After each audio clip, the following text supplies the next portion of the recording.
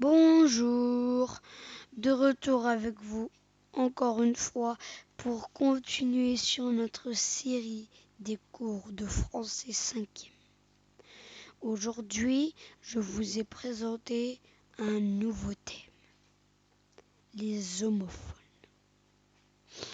Aujourd'hui, je vais vous parler des trois différents cas d'homophones. Je vais vous les dire tout de suite. Nous allons travailler sur leur définition. Nous allons travailler sur l'accent qui a été ajouté. Je vais vous en parler plus tard. Ensuite, je vais vous montrer des exemples de, de, de ces différents types d'homophones. Alors, nous commençons avec les trois cas de figure. Alors, il y a les homonymes, il y a les homographes et il y a les homophones.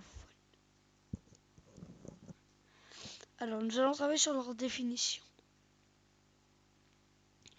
Alors, les homonymes d'abord, des mots ayant la même ponctuation ou la même orthographe, mais dont les sens sont différents. Encore, pour les homographes, des mots ayant la même orthographe, mais pas forcément la même prononciation.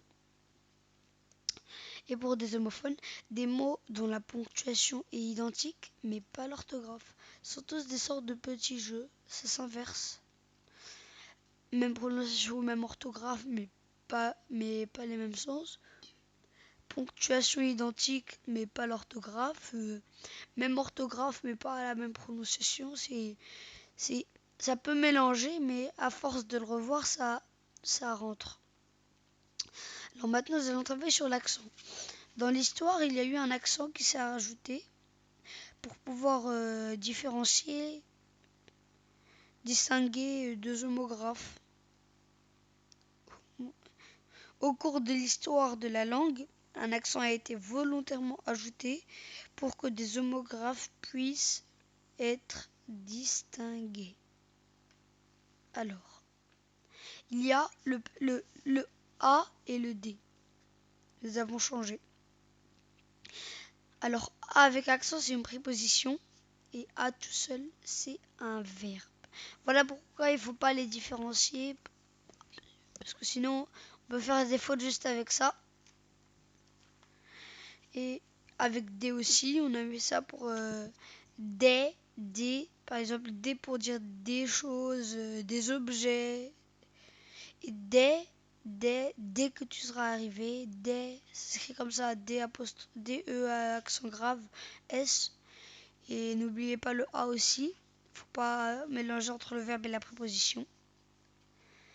Alors maintenant, je vais vous montrer des exemples d'homonymes ou déjà d'homographes.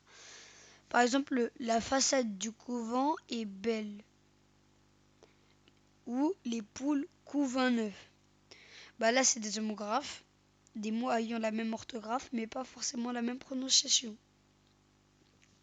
Voilà, même orthographe, couvent, couve, mais pas la même prononciation. Couvent, couve, même chose. Maintenant, je vais vous montrer les homophones et les homonymes. C'est la même chose. Mère, mère. La mer pour distinguer l'eau, la mer. Et sang, le sang. Déjà la mer, l'eau. Ensuite la mère, la maman. Ensuite le sang, sang. S-A-N-G, c'est le sang, ce qui est dans notre corps, le sang. Et C-E-N-T, c'est 100, le chiffre. 100, 100 ans, 100. Voilà. Ensuite, 100, 100, avec un C apostrophe ou un S apostrophe. Pas pareil. Si, si, si. Bah, si, c'est soit ça, si, bah. Vous comprendrez facilement. Ensuite, A, il y a deux, ce sont des verbes. A avec il, AS avec tu et A accent, c'est une préposition. Sur, sur, sur. Sur le premier, c'est sur quelque chose, sur quelque chose. Sur avec un chapeau, un accent circonflexe, mais pas deux. C'est tu, je suis sûr de cette chose. Voilà. Et sur avec un E, c'est par exemple tu es sur quelque chose. Vous Bon, c'était pas très facile. Alors, nous sommes arrivés à la fin de cette vidéo.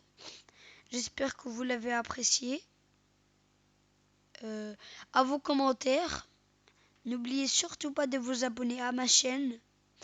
Je vous dis merci et au revoir et à une prochaine fois sur notre vidéo. Au revoir!